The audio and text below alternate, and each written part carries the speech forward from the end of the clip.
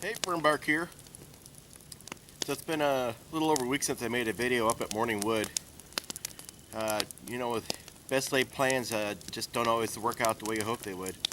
I got about 3 days into working on my lot, and on that Wednesday, I ended up moving way more dirt than my body was physically able to support, and I aggravated my SI nerve, which is makes it feel like there's electricity running from the top of my buttocks down through the back of my knee, and that made my hip hurt real bad too. So pretty much was motionless for 4 days of my vacation, which was a huge bummer.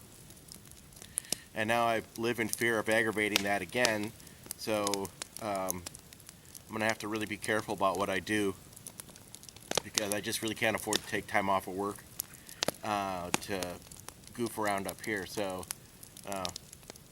bit of a bummer, but I still could get some stuff done. Really bummed out because there were so many things I wanted to do on my vacation, and I only get one vacation a year, but you know what? It is what it is, much as I hate that saying. But see if I can't get some stuff done today. The weather's still been absolutely fabulous, and just gonna bust some stuff out. Kind of makes you want to grab a beer, doesn't it? That's just about sunrise. Unfortunately, there's just some things that just don't work on camera. This might be one of them. It's kind of like trying to take a picture of fireworks. You just doesn't look the same. But yeah, it's pretty cool. There's different layers of orange, and I don't know. Hopefully it comes through. Well, destroying my back trying to dig Dwayne out here, I came across these rocks that are brown on the outside and have a purple center. And I'm not a gynecologist, so I can't tell you exactly what they are, but they're kind of cool. It's 9 o'clock in the morning. My camera is pointed directly into the sun. I'm going to say this is not going to be a big solar production day. So I might have to go to plan B.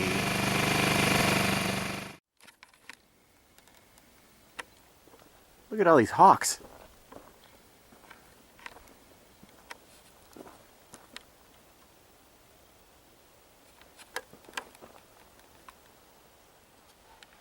So it's like 50 degrees outside, which isn't terrible, and it's comfortable for working, but it's not comfortable for crapping.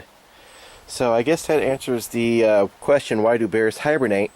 And as an addendum to the question, do bears shit in the woods? Yes, just not in the winter. So there's 6 trees.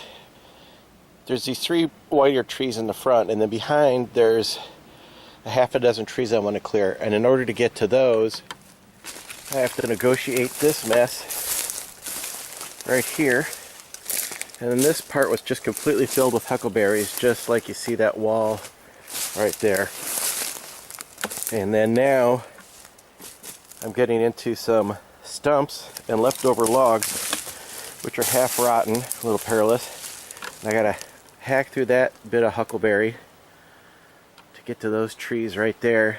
And there's a log under there that's kind of half rotten, and then it drops off right away on the other side of that log. So, it's nothing's easy. You can't just walk in here and cut a tree down.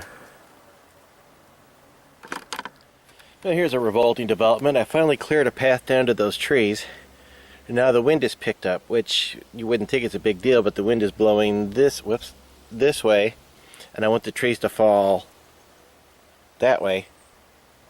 And my experience has been trees do not like to fall into the wind.